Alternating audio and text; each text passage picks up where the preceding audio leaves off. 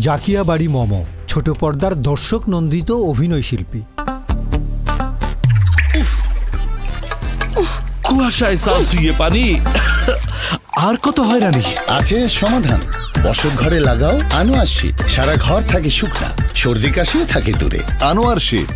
তবে শুরুটা বড় পর্দা দিয়ে হলেও আলোচিত হয়েছে নাট্যাঙ্গন দিয়েই। লাক্স তারকা হয়ে ২০০৭ সালে দারুচিনি দ্বীপ সিনেমায় অভিনয়ের মধ্য দিয়ে শোবিজ অঙ্গনে পা রাখেন তিনি।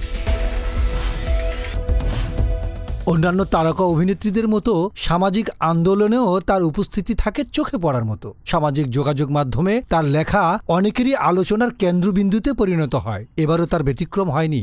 জাতীয় চলচ্চিত্র পুরস্কার প্রাপ্ত এই অভিনেত্রী দেশের বর্তমান পরিস্থিতি নিয়ে সোশ্যাল মিডিয়ায় পোস্ট দিয়ে আবারও এলেন আলোচনায়। ধর্ম নিয়ে চলমান অস্থিরতার প্রেক্ষিতে সম্প্রতি এক ফেসবুক পোস্টে মম লিখেন, পরিচয় কিন্তু বাংলাদেশি, ধর্মের পরিচয়ে পৃথিবী আপনাকে গুনবে না।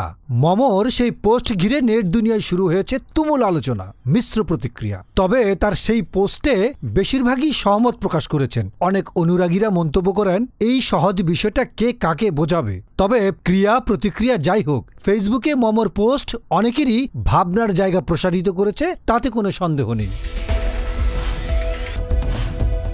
ডেস্ক রিপোর্ট, গণমানুষের আওয়াজ।